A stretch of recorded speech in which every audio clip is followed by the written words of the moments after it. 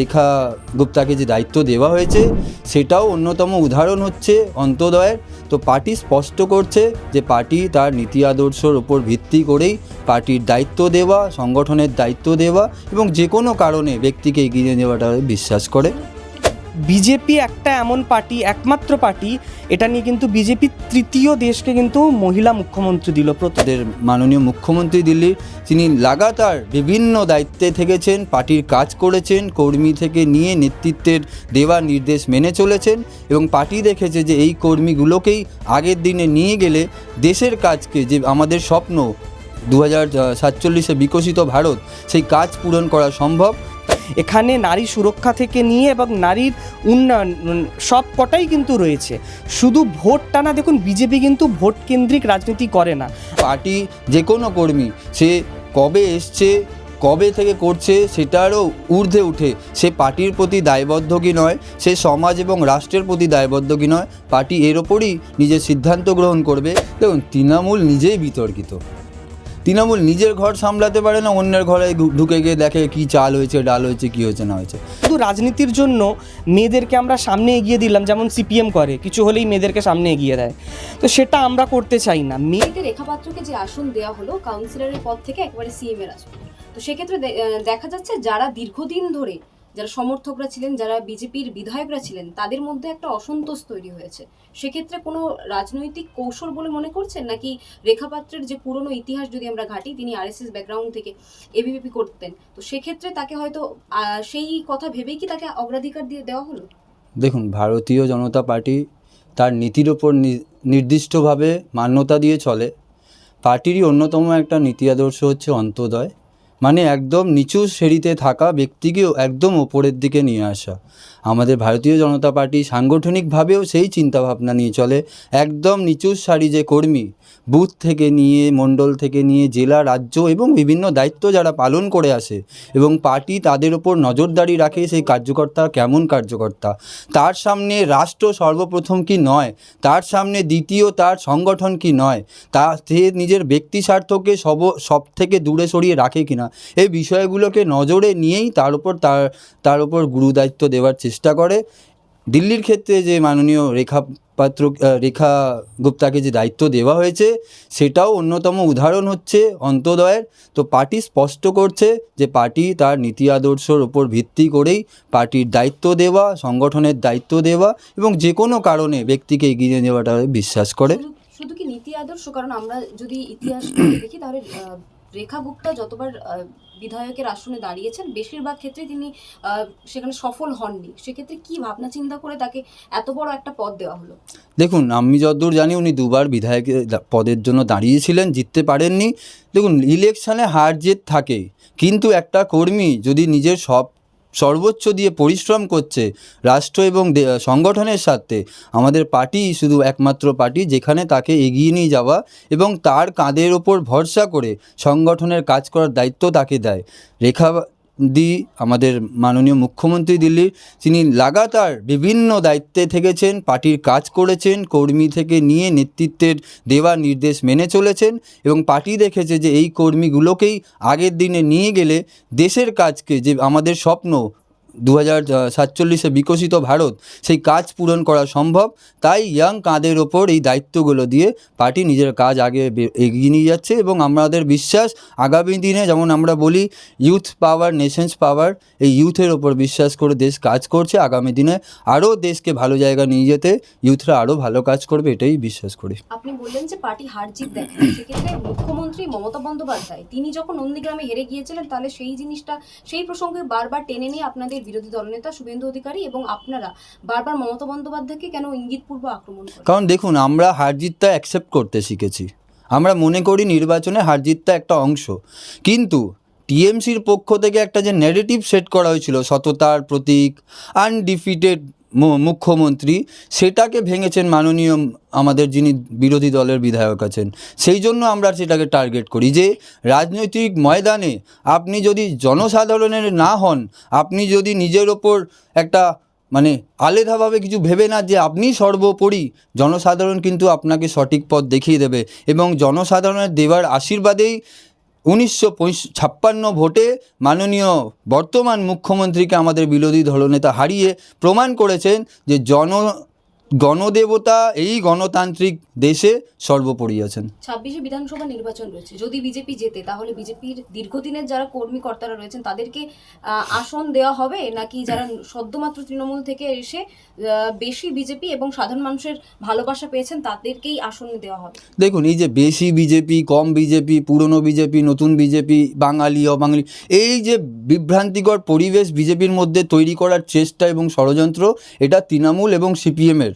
কারণ জানে মানুষ যেভাবে বিজেপির পক্ষে আসছে, মানুষ যেভাবে বর্তমান সরকারকে দূরে ফেলে দেওয়ার মানসিকতা তৈরি হয়েছে, সেই জায়গা থেকে মানুষকে বিভ্রান্তিকর জায়গা নিয়ে যাওয়ার একটা ষড়যন্ত্র করছে এই শাসক দল, এবং তার অন্যতম সুশিষ্য হচ্ছে এই সিপিএম এবং কংগ্রেস। তারা কিন্তু, আমরা বিশ্বাস করি, পার্টি যে কোনো কর্মী সে কবে এসছে, কবে থেকে করছে, সেটারও ঊর্ধ্বে উঠে সে পার্টির প্রতি দায়বদ্ধ কি নয়, সে সমাজ এবং রাষ্ট্রের প্রতি দায়বদ্ধ কি নয়, পার্টি এর ওপরই নিজের সিদ্ধান্ত গ্রহণ করবে। এবং যারা দেশ, সমাজ এবং সংগঠনের জন্য সঠিক কাজ করে যাচ্ছেন, পার্টি আগামী দিনে তাদেরকেই নিশ্চয়ই কাজ করার দায়িত্ব দেবে। দেখুন, আপনি শুধু কাউন্সিলর বলছেন, আমি আরেকটু পিছিয়ে যেতে চাই।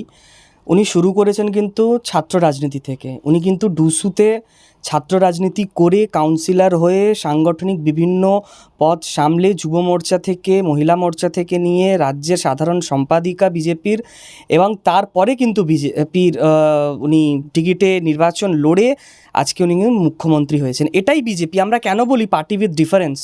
এই জন্যই, কারণ এখানে একজন সাধারণতম একজন কর্মী সেও কিন্তু মুখ্যমন্ত্রীর আসনে পৌঁছতে পারে।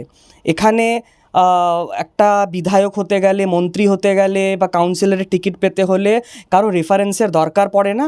যোগ্যতার উপরে এখানে কিন্তু মূল্যাঙ্কন হয়, পুরো তার এন্টায়ার যে ক্যারিয়ার যে আছে সেটা ঠিক হয়। আমরা এখানটাতে বিজেপিতে এখানে নেতৃত্ব কিভাবে দিতে হবে, এবং সম্পূর্ণটাই কিন্তু দেশের জন্য। এটা কোনো রাজনৈতিক দল শুধু নয়, সম্পূর্ণটাই দেশের জন্য। তো আগামী দিন পশ্চিমবঙ্গেও আপনি দেখবেন একজন সত্যি যোগ্য মানুষ কিন্তু এই রাজ্যে বিজেপি মুখ্যমন্ত্রীর রূপে দেবে। কোথাও কি দিল্লির যে পরিস্থিতি রয়েছে, একেবারে কেজরিওয়ালের পর আমরা দেখলাম যে মহিলাকে মুখ্যমন্ত্রী হিসেবে বসানো হলো, সেক্ষেত্রে বিজেপি কি ভোট টানতেই কি মহিলা মুখ্যমন্ত্রীকে বেছে নিয়েছেন? কারণ অনেকেই আমরা দেখেছিলাম যারা অনেক দিন ধরে বিজেপির হয়ে লড়ছেন, তাদেরকে না দিয়েই মহিলাকে একেবারে সিএম এর আসনে বসালেন। দেখুন, অনেক দিন বলছেন, আমি তো আপনাকে রেখা গুপ্তা মহাশয় আর ওনার আমি রাজনৈতিক যে জীবনটা যে আছে শুরু থেকে নিয়ে আমি বললাম, ছাত্র জীবন থেকে।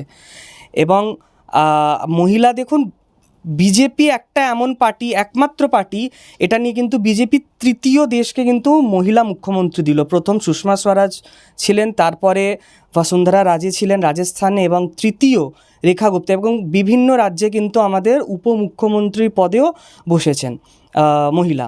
তার সাথে সাথে একজন মহিলাকে কিন্তু রাষ্ট্রপতি ওনাকে নির্বাচিত করানোর সেই কাজটাও কিন্তু বিজেপির আমলে, এনডিএর আমলেই হয়েছে। তার দিকে আরেকটা আমি দিক দেখাতে চাইবো যে বর্তমানে দেখুন, শুধু মহিলা মুখ্যমন্ত্রী দিলে তো মহিলার উন্নয়ন হবে সেরকম ব্যাপার না। কারণ বর্তমানে আমরা পশ্চিমবঙ্গে দেখছি একজন মহিলা মুখ্যমন্ত্রী, নারী মুখ্যমন্ত্রী। তো পশ্চিমবঙ্গে আমরা ঠিক তার সাথে সাথে আমরা আরজিকর কাণ্ড দেখছি, কিভাবে কামদুনি কাণ্ড হয়েছে, পার্ক স্ট্রিট থেকে নিয়ে আর হাঁসখালি নিয়ে সবটাই দেখেছি আমরা। এখানে বিষয় হলো যে মহিলাকে মুখ্যমন্ত্রী করে সমাজের মধ্যে একটা এমন বার্তা প্রধানমন্ত্রী দিতে চাইছেন যে এই ওম্যান এম্পাওয়ারমেন্ট থেকে ওম্যান লেড এম্পাওয়ারমেন্টের যে জার্নি, যে আগে আমরা কথা বলতাম যে শুধু মহিলা উন্নয়ন, এখন যে মহিলা কেন্দ্রিক উন্নয়ন, এই দিকে দেশ এগিয়ে যাচ্ছে। বিকশিত ভারত যে তৈরি করবো, তার মধ্যে মহিলাদের কতটা অংশ হবে, মহিলাদেরকে যে একটা বড় রোল প্লে করতে হবে, সেই জায়গাটাতে কিন্তু এগিয়ে নিয়ে যাচ্ছে। এখানে নারী সুরক্ষা থেকে নিয়ে এবং নারীর উন্নয়ন সব কটাই কিন্তু রয়েছে। শুধু ভোট টানা, দেখুন, বিজেপি কিন্তু ভোট কেন্দ্রিক রাজনীতি করে না।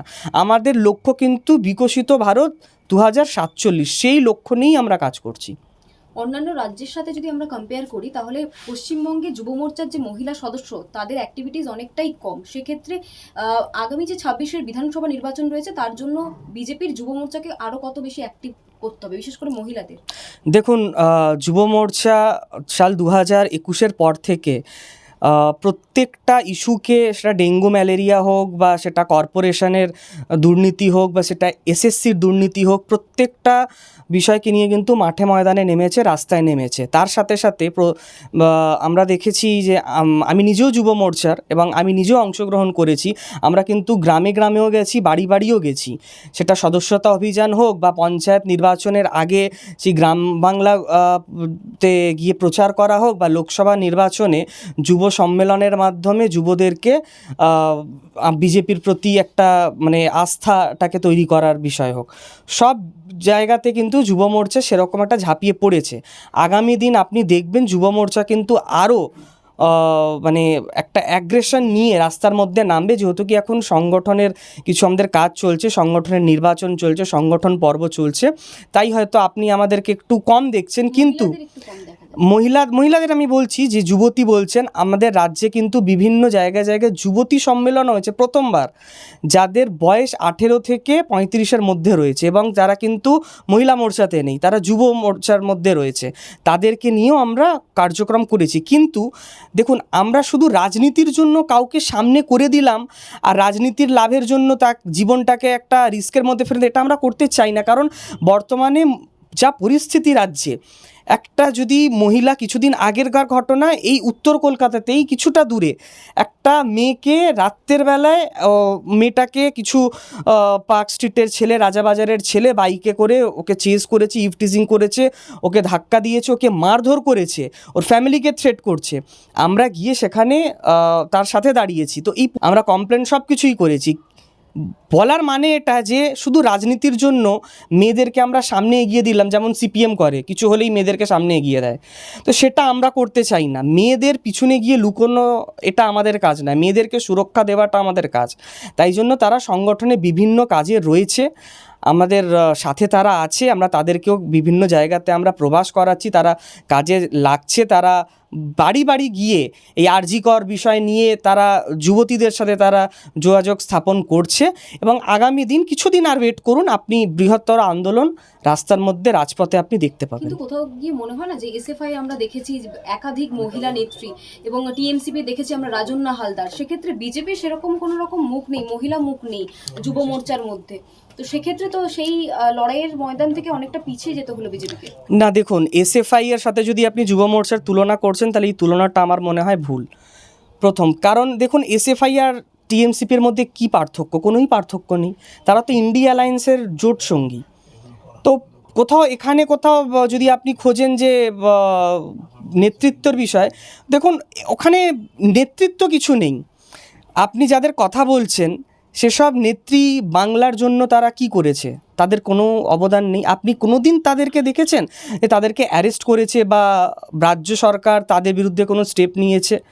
নেয়নি, কারণ তারা একসাথে। আমি বলি এবার আপনাকে, আমাদের যুব মোর্চার বর্তমানে যিনি রাজ্যের নেত্রী রয়েছেন, সহসভানেত্রী, ভাইস প্রেসিডেন্ট প্রিয়াঙ্কা শর্মা, ওনাকে সাল 2019-এ যুব মোর্চার করার সময় সেই ইলেকশনের আগে একটা মিম শেয়ার করার জন্য মমতা বন্দ্যোপাধ্যায় ওনাকে জেলে ভরে দিয়েছিলেন। এবং সুপ্রিম কোর্ট যে ভাষায় আক্রমণ করেছিল, যেভাবে রাজ্য সরকারকে তুলোধনা করেছিল যে গণতন্ত্রের এই জন্য এখানে কোনো জায়গা নেই রাজ্যে, সেটা বোঝা গেছিলো। তো সেরকম নেত্রী রয়েছে এখানটাতে। এবং বর্তমানে আমাদের স্ট্রাগল পিরিয়ড, তারা পশ্চিমবঙ্গের জন্য আমরা স্ট্রাগল করছি, পশ্চিমবঙ্গকে বাঁচাতে হবে।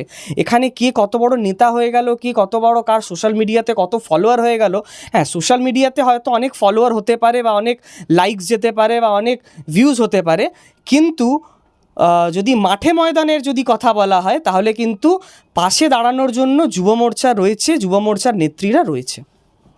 আমরা দেখলাম যে বিজেপি সবসময় হিন্দু মুসলমান, হিন্দুদের যদি কেউ খারাপ কিছু বলে, মুখ্যমন্ত্রী যে বেশ কিছুদিন আগে যে কথা বলেছিলেন, হিন্দুদের একেবারে ভাবাবেগে আঘাত করেছিলেন, সেই প্রসঙ্গ নিয়ে বারবার বিজেপি পথে নামছে, যুব মোর্চার কথা বলছি। অথচ আমরা দেখছি স্কুল কলেজগুলোর অবস্থা খুব খারাপ, এছাড়াও বিভিন্ন যে ইস্যুগুলো রয়েছে, সেক্ষেত্রে বিজেপি কেন যুব মোর্চার তরফ থেকে রাস্তায় নামে না তারা? দেখুন, দুটো বিষয় তো আলাদা হয়ে গেল। একটা হিন্দু ধর্মকে আঘাত করা, দেখুন হিন্দু ধর্মই সনাতন ধর্ম, এটা আমাদের পরিচয়। এটার উপরে যদি আঘাত হয়, এটাই সব কিছু, এটাই সবচেয়ে উপরে, এটাই যদি না থাকে, তাহলে আমাদের মনে হয় যে ধর্ম নিয়ে, অনেকে বলেন না ধর্ম নিয়ে এত বেশি কিসের কথা বলার। কিন্তু কোথাও কি মনে হয় না যে ধর্মের থেকে নিজের সামাজিক রক্ষাটা অনেক আগে? দেখুন, যদি ধর্মই না, ধর্ম মানে কি? ধর্ম মানে এমন গুণ যেটা ধারণ করার যোগ্য। যদি সেই গুণগুলোকে যদি আপনি রক্ষাই না করতে পারেন, তাহলে আপনি কোন সমাজের নির্মাণ করতে বলছেন? আজকে ধর্মের উপরে আঘাত হচ্ছে বলেই আজকে সমাজের এত অবনতি হয়েছে। তৃণমূলের আমলে যেভাবে হিন্দু ধর্মের উপরে আক্রমণ, সরস্বতী পুজোর উপরে আক্রমণ, দুর্গা পুজোর উপরে আক্রমণ, তাই জন্য তো আমরা দেখছি সমাজের অবনতি। এই সরস্বতী পুজোর মানে কি? বাগদেবীর কেন আমরা আরাধনা করি? আমরা বিদ্যা বুদ্ধির জন্য আমরা আরাধনা করি। সেই বিদ্যা বুদ্ধির জন্য যে আরাধনা করেছে সেটাকে বন্ধ করে দেওয়ার একটা চক্রান্ত, তাই জন্য তো সমাজেরই অবনতি।